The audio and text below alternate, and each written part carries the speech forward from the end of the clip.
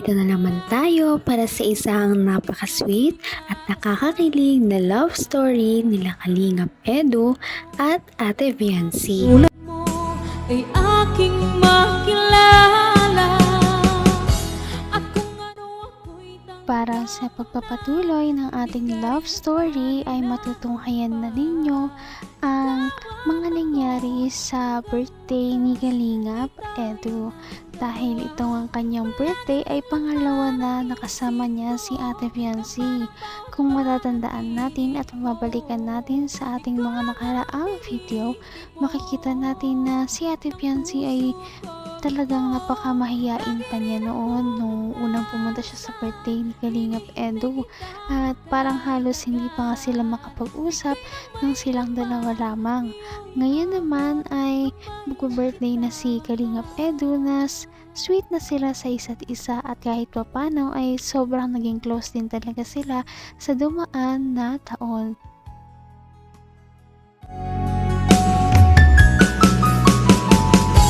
ang nais ko lang.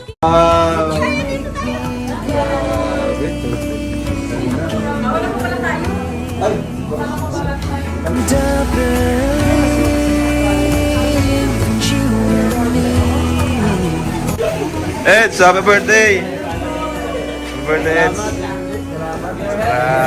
Salamat sa pagpagiging mo naman sa kaya. Siyempre, deserve mo yan. At saka ano na rin natin, parang relax na rin tayo, di ba?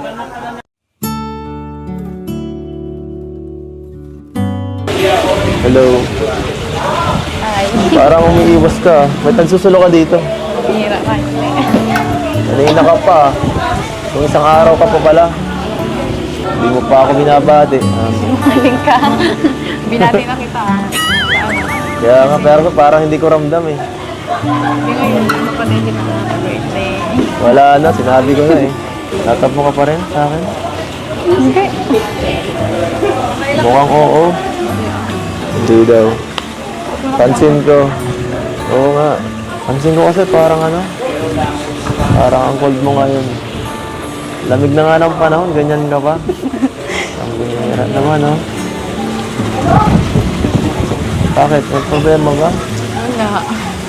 Saka sa mga post mo sa FB, kung ano-ano, nakakaano. Kung ano ako'y tanggap mo na, hindi ka rin nag-alala. Venue pa lamang ng birthday ni Kalingap Edu ay grabe at talaga halatang ginastosan na, dahil meron pa talaga itong napakaliit na swimming pool na ma-enjoy nila pagkatapos ng party.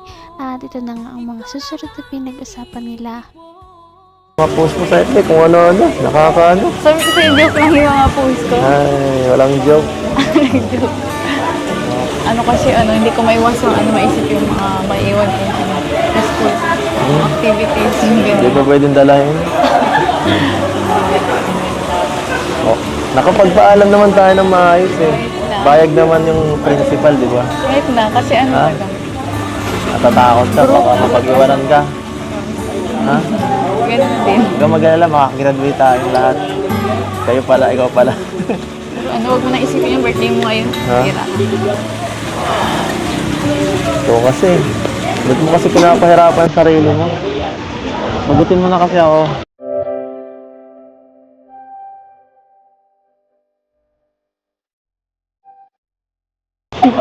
Para di mo na kailangan mag-aaral, secured ka na. Diba? Oh. Ayun eh. Hindi pwede yun. Ha? Hindi pwede yun? Kasi importante pa rin yung pag-aaral. Mag-aaral. Saka kung sakali mo na maging tayo, hindi mo na ako maasa sa'yo. Pwede ba yun? Hindi pwede, no? Gusto ko, ka lang, taong bahay ka lang. Ayoko nang gano'n na. Ayaw mo lang ganun? Ayoko. Sino mag-aalaga sa anak ko? Wala. Nagbira ka na. Naman ang bawat panaginip ko, ikaw lang ang tinig. May paghawak pa nga ng kamay si Kalingap Edu na nalalaman kay Ate Viancy, ngunit syempre dahil birthday naman niya ay pagbigyan na.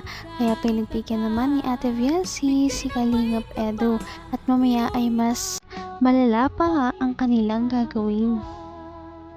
Pero lang, napamitin lang kita.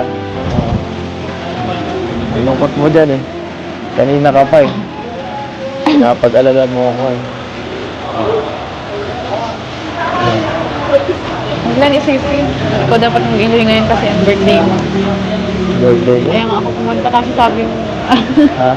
nag-chat ka wag ah. Wala akong sinabi. Oo, meron. Sinungaling ka. Meron.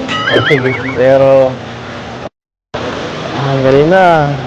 Medyo, nangihilaan ako. Ha? Hindi ko parang hindi ako mag-i-enjoy sana eh, hindi ka dumating eh. Buti na lang, masundo ka ni Doc. Ay. Buti na lang. Hindi pwede mawala ang waiting ko. Eh, Ha? pwede mawala. Hindi ka pwede mawala. Saan? Dito, sa ano mo? Dito o sa akin? Saan ba? Saan ba na? Dito may birthday mo sa pag-celebrate ng birthday mo. Yun lang. Maging sweet ka ng konti. Birthday ko ngayon, no? Ano? Maging sweet ka ng konti. Alam mo yun? Para naman, pinanghihinaan na ako dito pati, oh. Hindi mo ako Wag dito. na lang kita.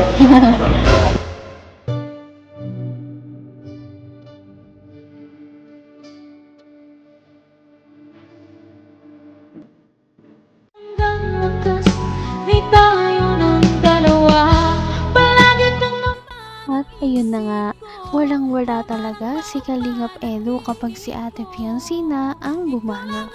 Dahil napa-speechless talaga siya noong bigyan siya ng hug ni Ate Fiancé o yakapin. Kaya napangiti na lamang siya at siguro solve na siya sa kanyang birthday. Yun pa lamang ay napakalaking gift na para sa kanya.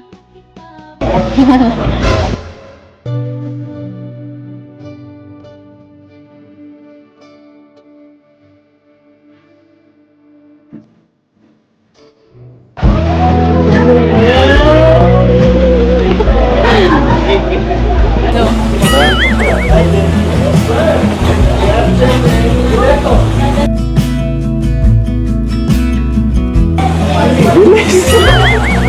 Pambira. Ulang. Sana sa Hong Kong. Sana sa Hong Kong mas matagal. Malamig dun eh.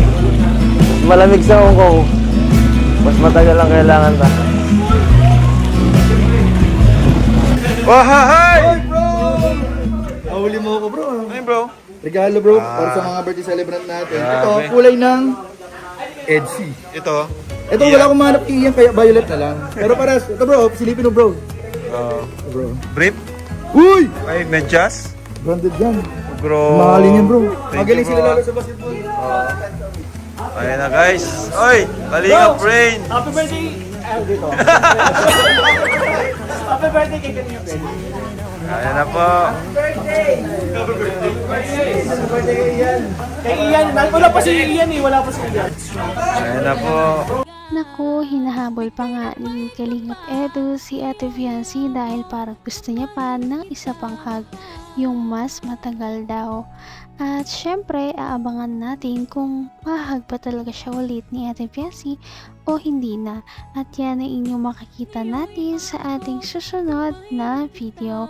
Ano kaya ang mga mangyayari sa birthday ni Kalingap Edu? Napaka-sweet talaga nila at napakabait ng tambalang ito kaya maraming sumusuporta. Kaya naman, sana ipatuloy natin silang suportahan at mahalin si Fiancé, si Kalingap Edu at ang Kalingap team. Yun lamang at maraming salamat sa panonood. Abangan natin kung magkakatuluyan ba talaga si Kalingap Edu at Fiancé. Hanggang sa muli! Bye! ngayon'y abot